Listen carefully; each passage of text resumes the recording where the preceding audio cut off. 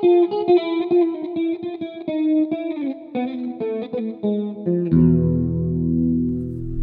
to the podcast Byzantium and Friends. I'm Anthony, your host. It is a curious fact how many European intellectuals, especially of the 18th century, believed that the experience of the Roman Empire, and especially the fall of the Roman Empire, was directly relevant to their own lives and the fate of the kingdoms or states that they lived in. One obsession was over whether modern Europe had reached a point where it surpassed in demography, economy, social complexity, political sophistication, the Roman Empire. Like, that was the standard, the benchmark against which progress was measured.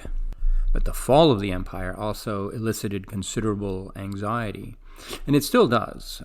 Anyone familiar with American political discourse, knows that comparisons to Rome are rarely very far around the corner.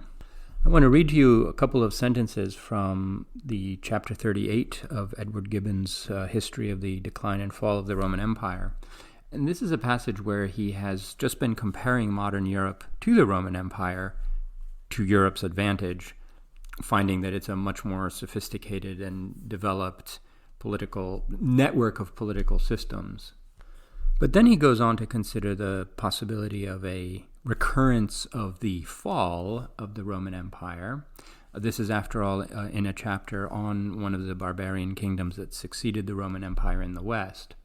And he goes on to say this: "If a savage conqueror should issue from the deserts of Tartary, he must repeatedly vanquish the robust peasants of Russia, the numerous armies of Germany, the gallant nobles of France, and the intrepid freemen of Britain, who, perhaps, might confederate for their common defense.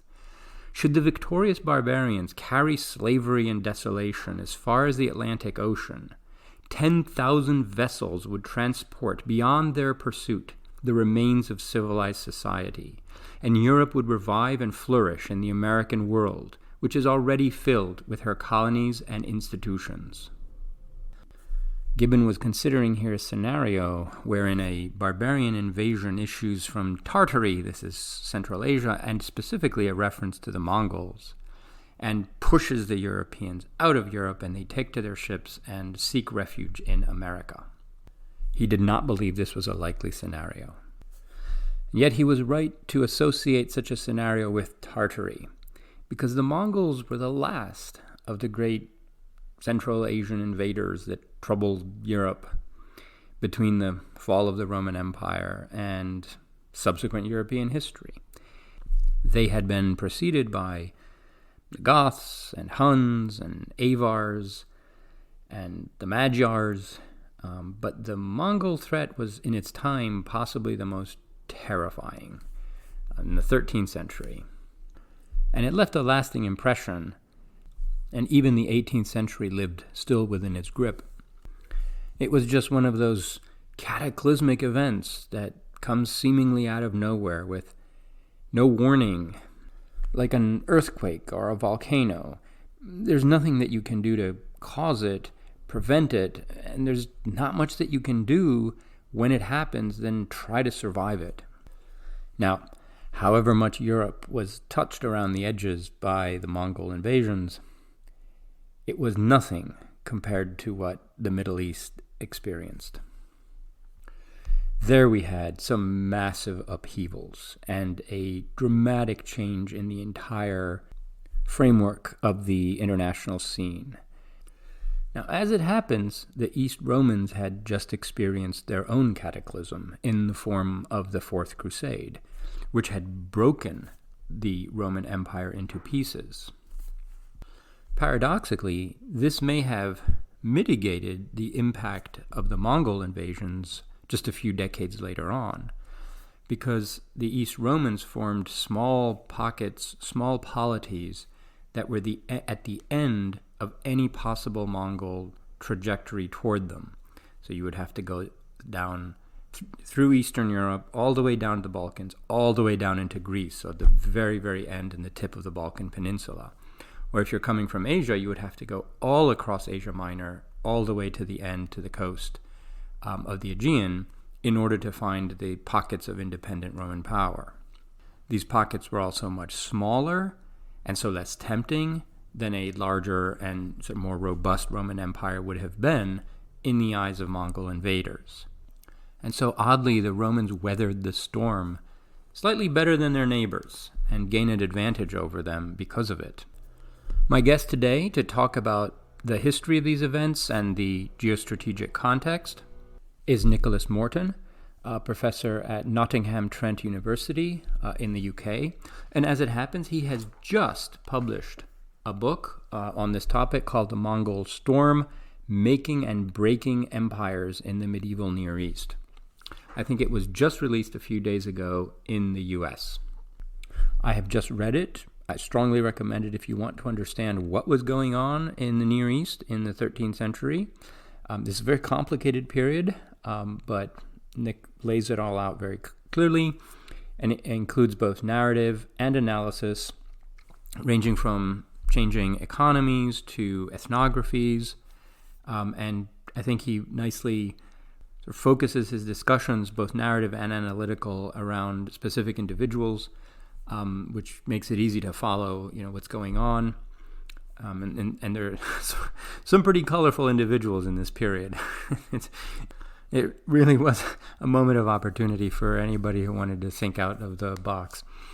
So we talk a little bit about what the Mongols were doing, what did they think they were doing, and basically the strategies by which other people could survive the storm. And then we focus particularly on the Roman experience of the Mongol Storm. Anyway, it's a very vividly written book. I recommend it. Without any further delay, here is my conversation with Nicholas Morton. Nick, welcome to the podcast. Hello, great to be here. You wrote an excellent book on the Mongols. This is a difficult period of history for a lot of people. And why don't we start by setting the scene a little bit so that people understand this is a very complicated period of history, and we need to set the stage so that we can then turn to some more focused questions about the relations between Byzantium and the Mongols. So what kind of the situation was the Byzantine Empire in at the time of the Mongol invasions of the Near East? Okay, so the Mongol invasions of the Near East began in sort of 1218, 1220, and then there were several waves of Mongol attacks following that, perhaps the most significant of which were attacks in 1230, which conquered much of or reinforced Mongol rule over much of Persia and the Caucasus, and then ultimately into Anatolia, that's modern-day Turkey, and then a further major wave of invasions in the mid-1250s. So that's the background. There's multiple waves of Mongol attacks coming in as the 13th century develops. Now, in a sense, Byzantium's not too badly placed for this because it's quite some way away from the Mongols' invasion routes, but it's still part of the broader political ecosystem of the region, which is being dramatically affected by the Mongols. Now, as for the Byzantines themselves, in 1204, as is well known, the armies of the Fourth Crusade brutally sacked Constantinople and then at least attempted to dismember the Byzantine Empire, creating in its place or in various parts of the former empire, various Frankish, but often called successor states, or sort of the Aegean Crusader States, or whatever you want to call them. And the most important of these was the Latin Empire of Constantinople, centered on Constantinople, which of course sat directly over the former Byzantine capital. Now, for many years, there's a great deal of fighting between the Crusaders trying to conquer the Byzantine Empire and what was left of Byzantine resistance trying to hold them back. And so three main areas of resistance coalesced, one in Epirus on the Adriatic coastline, one at Trebizond in northern Anatolia, but perhaps the most important was the Empire of Nicaea at the western tip of Anatolia, and this offered the greatest resistance in many ways to the Latin Empire of Constantinople, which was the most powerful of the states to emerge after the Fourth Crusade. So the Byzantines, by the time the Mongols arrived, the Byzantines are trying to carry out this both sort of protecting themselves, but also a fight back, trying to get Constantinople back, trying to reconstitute their empire. But things are only complicated by the fact that they're also, to some extent, at war with each other. So Byzantine Epirus and Byzantine Nicaea, they're often rivals rather than allies, which creates a very complex situation. Yeah, and because of this fragmentation, they must have presented smaller targets, right? So if you're like the Mongols and you're coming westward into the Near East, but there was also another invasion route in the north, right? Sort of across the steppe, north of the Black Sea into Eastern Europe. From both of those avenues of approach, what these little Roman successor statelets would have appeared very small compared to the other major powers that you would encounter on the way, right? And they were also at the end of each route. In other words, you would have to go all the way through the Balkans and all the way down into Greece, or all the way across Asia Minor to reach Nicaea. So they were like the last point, right, along either route. I always thought that was kind of an advantage. You're small and positioned far away along either route. Tell us a little bit about the Mongols themselves. Perhaps what's propelling these major conquests, but also what kind of military advantages did they enjoy? You have some very striking descriptions in the book about sort of a Mongol army on the move, or these mobile encampments. And these seem to be by far the most dangerous invaders of this part of the world, like in all of Byzantine and Roman history so far. So what's going on with the Mongols? Sure. And of course, the background to this is the historic tensions and relationships and alliances between the Central Asian steppe region and the nomadic tribes therein, and the agricultural societies around their periphery. And of course, everyone's heard of all sorts of flashpoints and tensions and wars and relationships between these different types of society. And in some ways, the Mongols are very similar to other nomadic peoples who have encountered agricultural societies like the Byzantine Empire previously. And the Byzantines have met plenty of nomadic tribes throughout their history, and they've conducted diplomacy with them, they fought with them, they fought against them, they have a fair idea of how they operate. But although the Mongols do have similarities to these previous nomadic peoples, there are differences. One of the big differences is that often nomadic armies are very effective on the battlefield, but the Mongols are extremely effective.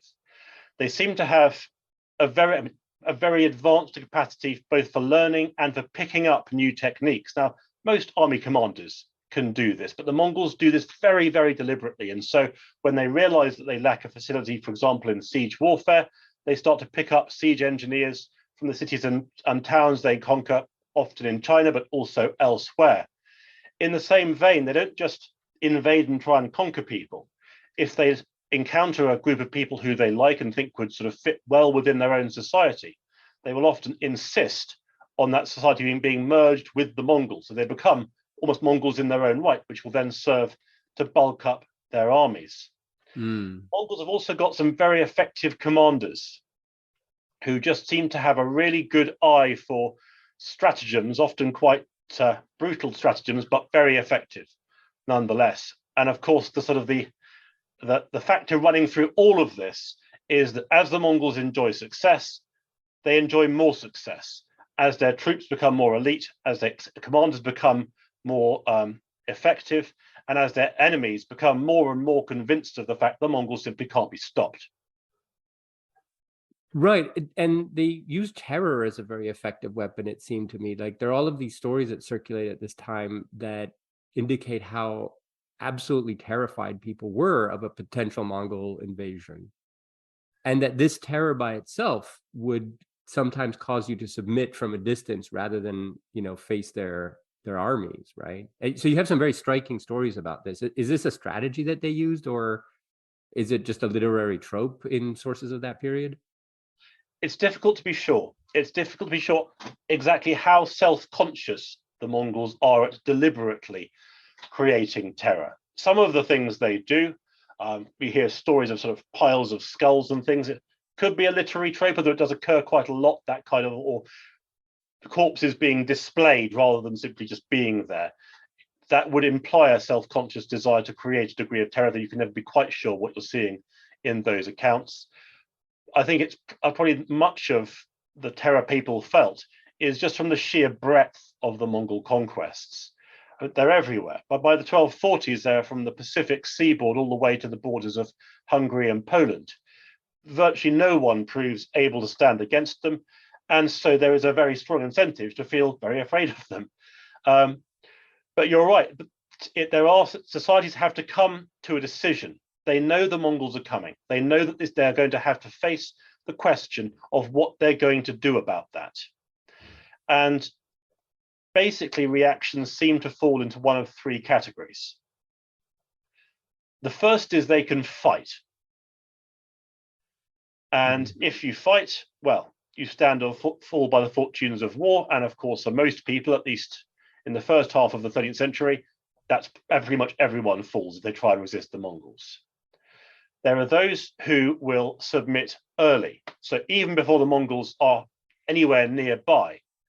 And the Mongols are very deliberate about treating these people very, very favorably. So they don't have to have a Mongol garrison, for example, or not a very large one.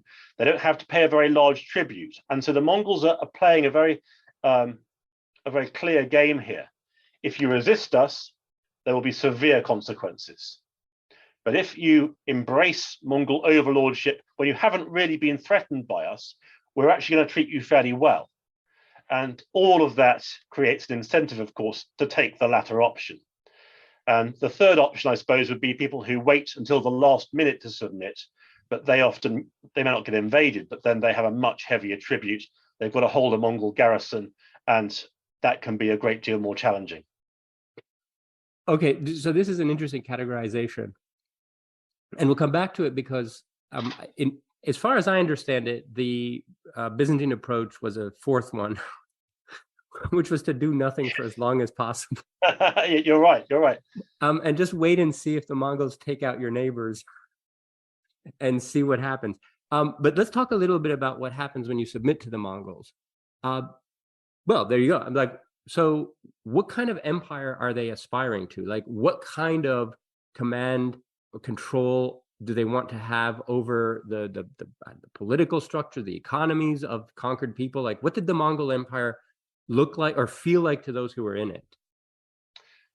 That's a very good question. The Mongol, one of the central reasons for the Mongol invasions, which will either have been one of the main reasons or perhaps the main reason, it only became the main reason for their conquests across so much of Eurasia, is their belief that they have a right to rule the planet.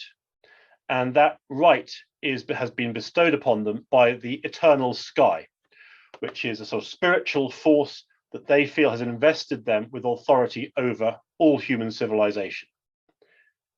And so that really is the mainspring of their actions. Now, in terms of those who submit, according to that worldview, those who submit have recognized that truth. They have realized the Mongols have authority over the world, and therefore they can be in the good camp because they have understood that truth, or at least they're playing along with that truth in order to survive. What the Mongols like from their tributaries is they like their tribute paid on time. They like the leaders of that country to visit them in their court frequently. Right. And they like it to be very clear to anyone else in the court that these tributaries are arriving, they are acknowledging their subordinate status, and that, of course, creates a visual spectacle for everyone else. But there's two sides to this particular tale, because not only on one hand you've got these various countries and societies and kingdoms and sultanates who have submitted to the Mongols, fair enough, but you've also got those societies themselves realize that they actually have a stake in the game, because the Mongol Empire changes very rapidly. Its identity changes, its expression of itself changes, particularly as it gets richer. Suddenly, you've got these massive tents with golden nails, and the Mongol elites have all these jewels and pearls, and so that the nature of Mongol identity is changing very swiftly. And one of the big questions is what will happen to their religious beliefs? Will they remain the traditional beliefs of their forefathers, or will they develop into something different? And so one of the ironies is that whilst the orders and the power may be coming out from the Mongol Empire and its sort of central commanders, its central wagon cities where all these things are taking place, as well as its major capital at Karakorum, which isn't a wagon city, it's a walled settlement, then you've actually got a movement in the other direction as well. You've got people from the tributary states coming into the Mongols' major centers, whether the wagon cities or Karakorum, and then trying to influence their Mongol masters. And what they really want is for their Mongol masters to accept their interests, pursue their claims, recognize the lands or the territories or the privileges that they feel entitled to. So that a tremendous amount of effort goes into trying to influence the Mongol Khans to try and encourage them to recognize their interests. So they're working their interests even within the Mongol Empire. But of course, the real objective, the number one goal, is can you convert a leading Mongol to your faith?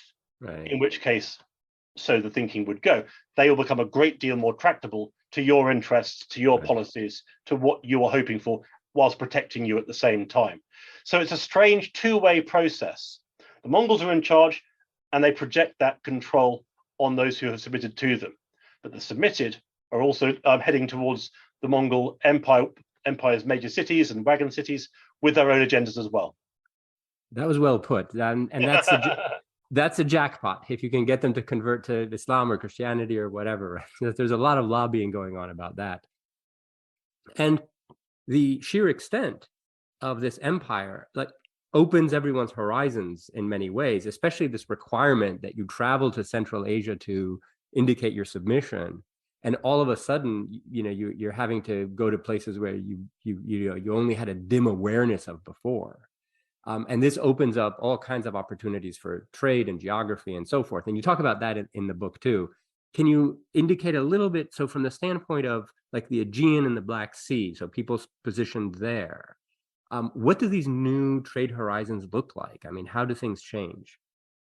Sure. I mean, just to reinforce the first point you made there about sort of broadening horizons, for so many civilizations and societies across the Near East and elsewhere, as you say, they're sending emissaries out to the major Mongol commanders, and in doing so, they're learning about a much wider world. And the Mongols are also doing the same thing. Often many of the places they're conquering, they've never been to before, they've had virtually no information about. And so there are examples in the sources of the Mongols asking about places that they now wish to conquer, but which they actually know very little about. And you have emissaries coming the other way, asking the same kinds of questions. So it is a tremendously interesting time when it comes to sort of the broadening of so many different societies' horizons across Eurasia and elsewhere, as they begin to see beyond the sort of the thought horizon of previous generations. But in terms of trade and sort of networks, there's a lot of change, and a lot of that change impacts the Byzantine Empire.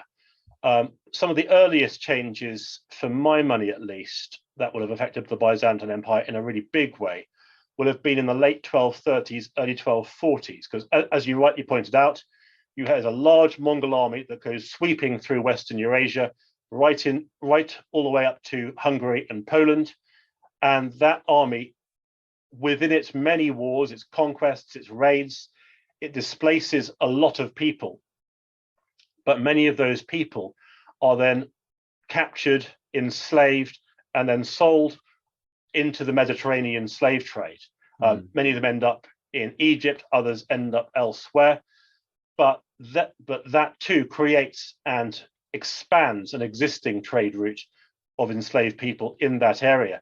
But also the expansion across Western Eurasia resulted in a great deal of plunder as well. And of course, much of that plunder is also available for sale. And so the Black Sea trade routes really sort of took off or grew in a number of respects, largely as a result of what's going on further north. But there's another dimension to this as well, because there's another dimension to the Mongols' invasions, which is their invasions through the Near East. And following the Mongol invasions into the Caucasus in the 1230s, and then the conquest of the Anatolian Seljuk Sultanate in the following 1243, again, you've got a lot of displaced people, but you've also got a lot of people trying to move out of the way. And there are Byzantine sources from this period which speak of trade growing rapidly with the Anatolian Seljuks, largely as a result of their movement westwards to get out of the way of the Mongol armies. Okay, so let's talk a little bit about the Byzantines' neighbors and how they were affected by the Mongol invasions, to see how the Mongol Empire affected the geostrategic situation of the Byzantines themselves. How did it impact them? That happens in a range of different phases. In perhaps the earliest phase where the geopolitics of it all really impacts Nicaea, it's probably the 1230s, because the Mongol invasions through Western Eurasia towards Poland and Hungary, those displace a lot of Kuman tribes who move south and then ally with the Latin Empire of Constantinople, which briefly gives the Latin Empire of Constantinople a substantial injection of new troops. So it plays out against the Byzantines briefly. And yet in 1242, on their way back from the invasion of Hungary, the Mongols, or one wing of the Mongol army, moves south and defeats the Latin Empire of Constantinople, and then defeats the Bulgarian Empire as well. And so suddenly that wing of the Mongol army has defeated two of the Byzantines' most powerful neighbors on their northern frontiers. And then the following year, in 1243, another very largely unconnected Mongol army invades into the Anatolian Seljuk Sultanate in Anatolia and defeats the Anatolian Seljuks. They then become a tributary state. Many Turks then look to the Byzantines for support and assistance. And so suddenly, in the space of 2 years, all of Byzantium's major, most proximate neighbors have been defeated by the Mongols, and in some cases are looking to them for support. Now, of course, the Mongols didn't do this to benefit the Byzantines, but it benefited them all the same. Right. Yes, it reminds me a little bit. This might seem completely, not inappropriate, but sort of anachronistic. But the U.S. invasion of Iraq in 2003 and previously of Afghanistan just benefited Iran. Like the Americans just came along and took out the Taliban, and they took out Saddam, and they just kind of left Iran with a sort of hegemonic position in the whole region. And anyway, it's quite accidental. It wasn't intended to do that, but anyway. So the Byzantines find themselves in a very advantageous position, except of course that you have Mongols running around on the other side of your proximate neighbors. So how did the Byzantines deal with the Mongols, directly or indirectly? Like, what was their diplomatic approach? Sure. So in the years around the Battle of Crusader, which is the major Mongol victory over the Anatolian Seljuks, in and around those years, many of the smaller territories in Anatolia submit to the Mongols. So Cilician Armenia submits, Trebizond submits, Latin Empire, it's not quite sure what it did. It seems to have done something a little bit like submitting maybe in 1251. But in those years, all these powers are submitting, which of course rather exposes Byzantine Nicaea, which hasn't. So what does it do? And the Mongols do want the Byzantines to submit. There do seem to have been embassies sent to the Byzantines, but the Byzantines, they played a sort of a very diplomatic game. They tried to avoid submitting, but without refusing to submit. So there was always a reason why they couldn't fully accept or receive the Mongols' diplomats, and so they're sort of playing for time. But that can't go on forever. And of course, the more that Mongols' presence grows and grows, which it did throughout much of the 1240s and 1250s, it becomes harder and harder to say no. And during this time, Mongol control, particularly after 1256, gets even stronger over Anatolia. And so the Byzantines will have been feeling an increased level of pressure.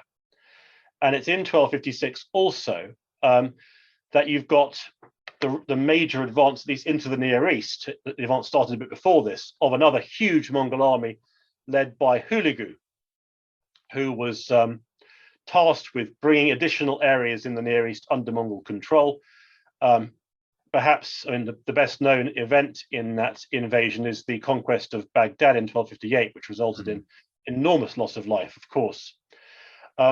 But within that process, of course, the Byzantines will have been feeling increasingly isolated and increasingly pressurized by these growing Mongol forces. So what do they do with that? And I think it's quite interesting and quite indicative of the Byzantines' diplomatic strategies, is that in 1257, the Mongols send ambassadors to Nicaea. And the idea is the Nicaeans will submit to the Mongols. Fair enough. But when we can look at a map and see that Byzantine Nicaea was very small, but that wouldn't necessarily have been obvious to the Mongols, given that no one had maps at this particular time, not one that would accurately show the true extent of the various territories. And so what the Byzantines did was to receive the Mongols ambassadors and then take them on the most circuitous route around Nicaea. And at every point in the route, they would station strong companies of soldiers so as to give the impression that the Byzantine Empire was both vast and very heavily armored. And that then set up the negotiations that happened. And the Byzantines again seem to have managed to find a way of not quite annoying the Mongols, but not refusing to submit either, and just keeping the conversation going without letting it reach a conclusion, which is, as you quite rightly say, it's an approach no one else took in the region, but it kind of worked, at least for a while. Yeah, and submission is, after all, it can be, massaged in the presentation, and this is something that happens periodically over the 1,000-year history of Byzantium, where you can appear to submit to a foreign power while making it seem to your subjects that you're not doing that, but doing something else. Maybe, providing those poor barbarians with some assistance to, so that they can rise out of poverty or whatever, when they think of it as tribute. And correspondingly, even on the Mongol side, or the external power side, you can claim that the Romans submitted to you, even though it's much more ambiguous in reality. And in that situation, both sides can perhaps feel, satisfied, even though it's all been left very murky. Anyway, and the next stage is when the Mongols start fighting their own civil wars. And this presents openings, but also dangers, right, for Michael VIII, especially when they take back Constantinople in 1261. So what were the circumstances then? How did it change? And how did Michael sort of navigate, those straits? Sure. So the person who has to who handles this is, as you say, Michael VIII Palaiologos, and he's not the son of the former ruler. In fact, his accession to rule in the Byzantine Empire, Byzantine Nicaea, it's essentially a usurpation. Mm-hmm. From very much so. John IV. Yeah, he's very careful not to present it in that way, but in its essentials, that's what happened.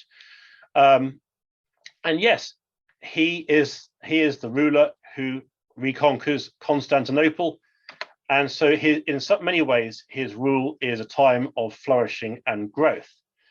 Except that's not all it is.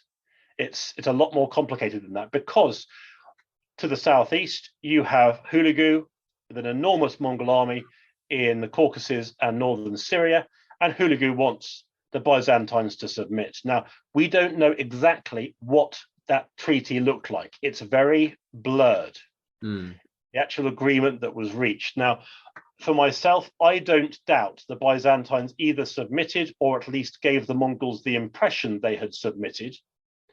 But that's not what the sources tell you. That's simply because the Mongols, at this time at least, wouldn't accept anything else. So something happened then. Yeah, and the Greek sources won't admit that at all. But I mean, 5 years later in 1265, that's secured with a marriage alliance too. So Michael VIII is very close. He does work hard to build relations with Hulagu in the Near East.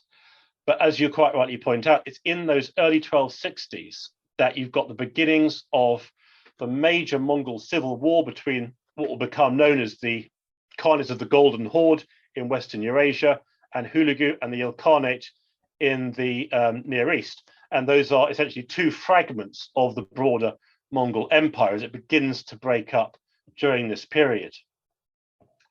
And so as that war really sort of gathers pace, as the Caucasus becomes the sort of the major front line in the conflict between those two territories, to some extent that serves to take the pressure off many people who are fearing a Mongol invasion. And certainly looking at this from an Egyptian perspective, from the Mamluks, who scored a victory over a Mongol force in 1260 at Ayn Jalut, but then spent the next 20 years wondering whether the Mongols would attack again. That civil war works very much to their advantage. And the same is true for Western Christendom, which was also fearing a big invasion at around that time. But that also didn't happen because the Golden Horde was turning its attention towards the Ilkhanate. So for many people, this is good news. For the Byzantines, it's kind of good news. Because whilst I don't doubt that they appreciated the sort of slight diminishing of the pressure of the ongoing advance of the Mongol Empire, they are now in command of Constantinople, and they have a border with the Anatolian Seljuks, who of course are Mongol tributaries. Now the Golden Horde to the north, they want to make sure that Byzantium's on their side because they want to be able to use the trading route through the Bosporus, and they have a frontier with the Byzantines via Bulgaria, which is also a Mongol tributary.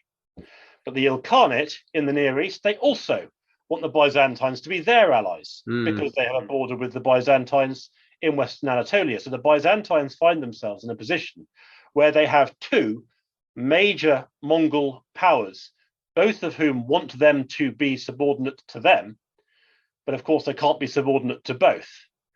And so the Byzantines try a very risky strategy, but it actually kind of works, of trying to persuade both those Mongol powers that they're kind of sort of on their side without alienating the other one. And again, they keep this going. And it kind of works because although there is a very brief raid into Byzantium in 1263, really, the Byzantines do escape any serious Mongol invasion throughout the entire period that we're looking at in the book here, at least. And I should say that this is a strategy that Michael VIII is also using toward the West, and doing so especially in the 1270s, where he's, I don't want to say pretending to enforce union with the Catholic Church on his own subjects, because he actually kind of was, but he was doing that in order to fend off an invasion from a French invasion. So if you can persuade the papacy that you're trying to enforce union in good faith to prevent an invasion from another papal ally, and it's a kind of, can you keep that going long enough until something happens that changes the situation? Which it did. He was very lucky in that regard. The Sicilian Vespers that sort of took out, Charles of Anjou. And anyway, Sure. So Michael seems to be playing this kind of game on both sides, and I can't imagine how scary it would have been. I mean, you really would have to have nerves of steel to be playing with two Mongol powers like that. But he can't do anything else. There's no alternative here except to choose a side. Yes. Yes. He's not one for choosing sides. So in a sense, Michael was allied to two Mongol rivals, on and off. Did this alliance pay off for him? Did the Byzantines benefit from being allied to the Mongols in this way, and how? Yes and no. I mean, they benefited from the fact that they weren't going to get invaded, which is always a good thing. But of course, all the other regional powers, such as the Anatolian Seljuks, Silesian Armenians, Bulgarian Empire, Latin Empire, Constantinople was gone, of course. All these other powers, which formerly might perhaps have been either favorable or unfavorable, either in diplomacy and war, they're all aligned to the Mongols.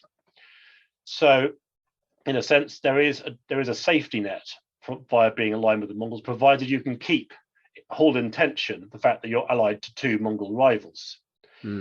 But that's a difficult tension to keep. The problem for the Byzantine Empire, at least on that quarter, because of course, as you quite rightly point out, it's having to maintain a very different set of relationships with powers in Western Christendom and the Mediterranean as well.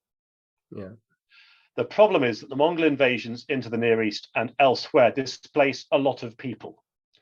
And among those various peoples and communities the Mongols displace are substantial communities of nomadic or semi-nomadic Turkmen. And those move increasingly into Anatolia in very large numbers. And the Anatolian Seljuks, who have always struggled to maintain a control over those Turkmen, because they're now being weakened via their tributary status to the Mongols, they can't keep them under control. The Mongols try every now and again, often with very, very sort of punitive military incursions, but they can't hold down the Turkmen tribes either. And so there's a spate of rebellion after rebellion, and these begin in earnest in the 1260s and continue really throughout this period. But the more the Turkmen rebel, the more the Mongols struggle to hold on to particularly central and western Anatolia. They're stronger in eastern Anatolia. The more they struggle to hold on to the Turkmen tribes, the more the Turkmen tribes rebel against them and then begin to form what will become, of course, the Turkmen Beyliks, most famously what will become ultimately the Ottoman Empire. Now, this plays out, this is difficult for the Byzantines because whilst they can deal with the Mongols have limited control over the Turkmen, and the Turkmen are looking often to get out of the way of the Mongols' armies, and they need grazing. And so the Byzantines' front line in Western Anatolia is very hard to hold, particularly against nomadic tribes who aren't particularly interested in attacking frontier strongholds and towns. They want grazing. But of course, the Byzantine defensive strategy is predicated on fortified towns and strongholds. There is one moment where they try and build a sort of a full-scale permanent structure along at least one part of the frontier, because presumably as a reflection of the fact that they have to provide, a complete barrier. They can't just have individual strongholds, but that proves to be too great an undertaking. And so the real challenge for the Byzantines on the eastern frontiers are these Turkmen tribes whose numbers are growing. They need land, they need pasture, they become more and more organized. The Mongols can't really keep them under control. And it's that really causes the Byzantine position in Anatolia to begin to erode until ultimately it falls entirely. Yeah, that was a major turning point around 1300, is the loss of Asia Minor to precisely these Turkmen tribes that are being pushed or are moving further and further to the west in Asia Minor. And this is part of this expansion that we talked about earlier of both geographical horizons and of trade, but it also allows for the movement of peoples within the greater Mongol Empire. And this is just another one of those aspects. You can benefit from trade, also geographical knowledge, and Byzantine scholars are going further east into Persia to learn, astronomical, developments and things like that. Like, we know about all of that, but at the same time, that mobility cuts in the other direction as well. And so ultimately, it's sort of the knock-on effects of the Mongol Empire that proved to be pretty disastrous in Asia Minor, and disastrous for the Romans. And the Mongols were just like unable to control these Turkish tribes, really no more than anyone else had ever been. Like the Seljuks hadn't been able to do it. Yeah, this is like a perennial feature. Yeah, and this is going on not just in Anatolia, it's going on in Syria too, because the Crusader States, and it's one of the least known sort of themes of the history of the Crusader States from about 1240 onwards. They are really, really struggling to maintain their borders against other Turkmen groups, often to the north of the Sea of Galilee, or trying to push into the Amuk Valley near Antioch, or indeed for Cilician Armenia, trying to get into the Armenian coastlands. That's the pressure exerted by those Turkmen tribes means that about a good chunk of all the military conflict that goes on on those frontiers as well is those various states trying to hold back Turkmen incursions, because of course the Turkmen, they want to get out of the way of the Mongols, and of course they need grazing desperately, and so that creates all sorts of conflicts further south as well. Yeah, and reminds us of the importance of geography here. If you look at the long-term, if you take a long-term view of the history of Byzantium, you realize just how important the Bosporus Straits and the Hellespont are, because they break those movements at very strategic times. This happens in the 7th century when the Balkans basically fall to the Avars, which are like essentially kind of proto-Mongols, if you want to think about them that way. But that movement is stopped at Constantinople and the Bosporus, like they, and the Persians can't cross over in the other direction either. And this time it's in the opposite direction. So you lose Asia Minor, but they managed to hold on in the Balkans for another century and a half, precisely because of that. And I just think that this geographical location is just so determinative of the evolution of the Byzantine state in these key moments. Anyway, the Mongols never took to sea successfully, did they? Not in Western Eurasia. Of course, there were the various attempts to invade Japan, but they didn't work either. So great. Nick, any final thoughts about the Mongol invasions? What should modern readers take away of, I mean, they certainly should read your book, but how, from a distance now of 7 centuries, do we think about the Mongol invasions? Like, how did they change the world in ways that we might see?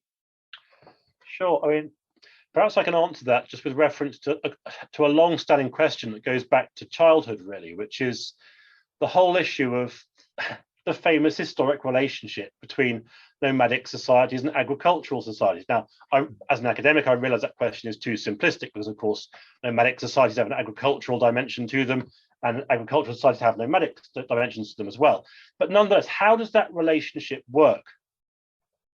And so for me, at least, what is interesting about looking at the Near East during this era is you have various nomadic societies, you have various, I call them hybrid societies, which sort of have qualities of both. And the Mongols increasingly become a hybrid society because whilst they remain nomadic in their way of life, they're nonetheless drawing upon technologies and artisans and specialists and taxation systems from other places. And then you have agricultural societies as well, which are at least predominantly based on the classic sort of estates and land holdings and towns and the fixed infrastructure of that kind of society. And the more I read the book and the more I wrote the book and the more I thought about it, the more I realized actually that the societies that survived least well were the agricultural societies. Because in this era, at least, they simply don't have the technology or the ability to hold back the ongoing incursions of nomadic raiding parties or indeed nomadic armies. And so, as I said with the Byzantines, that those lines of strongholds just won't cut it because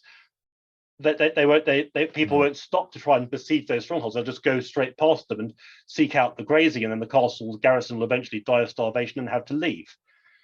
And so, I mean, that's just a simplification, but it does prove during this period to be very difficult for agricultural society to survive in the face of a growing hybrid or nomadic society. And the ones that survive best, including the Mongol Empire, but also including other societies that have sort of elements of both, is they seem to be able to mix the virtues of both nomadic and agricultural societies to create something that is stronger than the sum of its parts. And it's those societies that seem to do best. And for me, at least, and again, this goes back to sort of the childhood question, because somehow there's a sort of underlying expectation that agricultural societies are in some way superior because they're the ones that survived, and ultimately they're the ones that, through many historical processes, saw the decline in the nomadic way of life.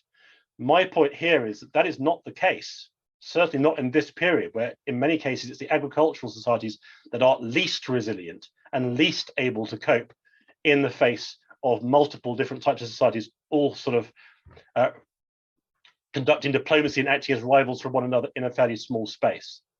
It's interesting that you should say that, for a couple of reasons. First, because you're pointing to this thesis of John Darwin's book, After Tamerlane, which talks about, it's the history of modern empires, like 1500 to today.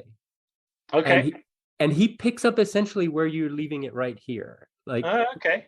That for a long period, the most successful empires are precisely the ones that you're describing. And it's not until very, very late that these, European colonial powers start nibbling around the edges of what are otherwise these sort of Central Asian empires that are much more dominant.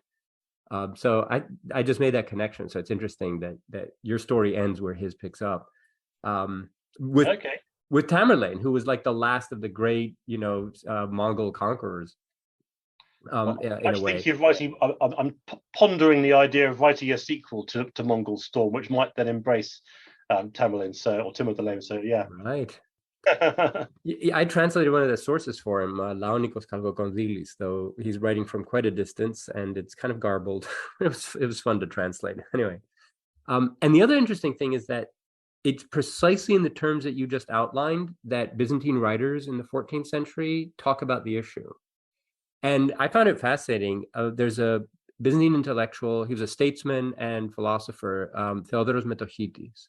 And he wrote a series of essentially incomprehensible essays because the Greek is very, very hard. There's like 800 pages worth of them. And a number of them are on precisely this question of which type of civilization is now dominant. And he has these essays on, quote, the Scythians. And so this is what the Byzantines called anybody who, matches that kind of, civilizational style. And in contrast to the whole of the past millennium, in fact, going back to Herodotus and, whatever, where cities and settled agricultural life are the norm and a superior way of life, Metochitis says, no, it's the Scythians that are the wave of the future. Like, they're just off the charts in terms of power, like we can't even compare, which is not, it's very unusual thing for a Roman to say. And then his student, a generation later, this is Nikiforos Grigoras, another intellectual. And so he's writing this Roman history. And he falls back on the trope that I found in your book, but from other sources. I found it fascinating that this was actually going on, that the Mongols have now become corrupted.